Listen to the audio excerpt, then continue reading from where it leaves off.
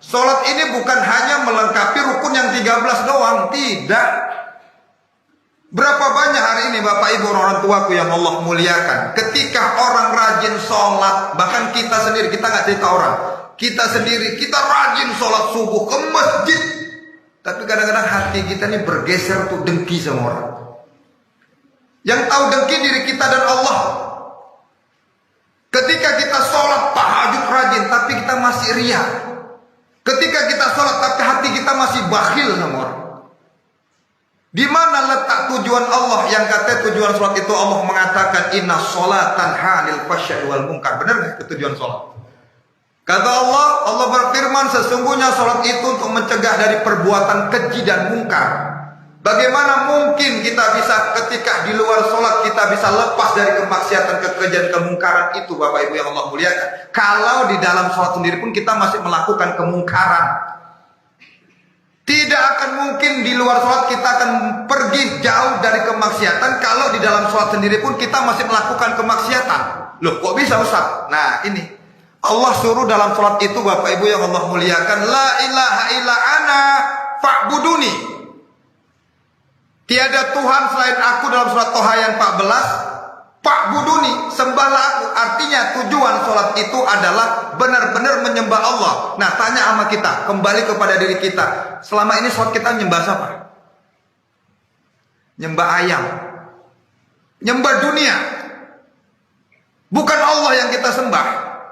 Kalau jujur kita tanya hati kita nih, kita nyembah siapa selama ini sehingga kita tuh jauh dari kita masih mau melaksanakan kemaksiatan itu dan kekejian. Itu salah satu contoh kekejian, tidak menyembah Allah. Yang kedua apa tujuan sholat? La ilaha illa ana fa'buduni. Lanjutan ayatnya wa aqimu sholat li dzikri.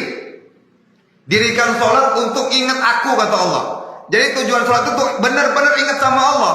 Coba kita tanya pada diri kita, bagaimana kita bisa ingat kalau nggak kenal? Bohong besar ketika kita mengatakan, oh aku ingat Allah tapi nggak kenal. Dari mana jalannya? Selama ini apa yang kita ingat dalam sholat kita? Ingat bacaan, ingat ayat mau bertelur. Jujur pada diri kita sendiri Bapak Ibu yang Allah muliakan, kita belum bisa sempurna ingat kepada Allah. Pantas ketika kita masih melaksanakan sholat, tapi hati kita masih dengki, masih sombong, masih riya, masih iri, masih dendam, masih benci kepada orang, masih nggak sabar, masih nggak ikhlas ketika menerima musibah dari Allah. Itu yang tahu di diri kita sendiri. Yang tahu riya nih Bapak Ibu, itu hati kita dan Allah. Orang lain boleh tidak tahu, tapi diri kita kalau secara jujur itu tahu kalau aku riya. Begitu.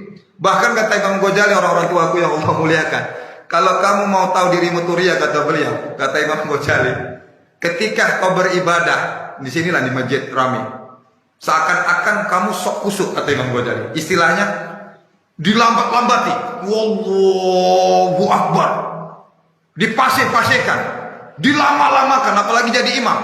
Ayatnya karena baru hafal, rakaat sholat subuh, rakaat pertama Yasin sampai selesai, rakaat kedua Al-Baqarah sampai selesai. Nah kalau sholat di rumah minimal paling banter Al-Ikhlas Pak. Nah itu kata Imam Ghazali lah tanda-tanda orang riya. Buru-buru. Kalau di depan umum, wah, cara takbirnya pun, wah, seakan-akan ya ingin dilihat. Jadi kalau kita mau tahu diri kita riya itu caranya begitu. Bagaimana cara ibadah kita ketika kita beramal di depan orang banyak, dan bandingkan ketika kita itu beramal di rumah kita sendiri. Cara zikir kita bagaimana ketika di depan orang banyak. Maka itu jawabannya pada diri kita, saudaraku yang Allah muliakan.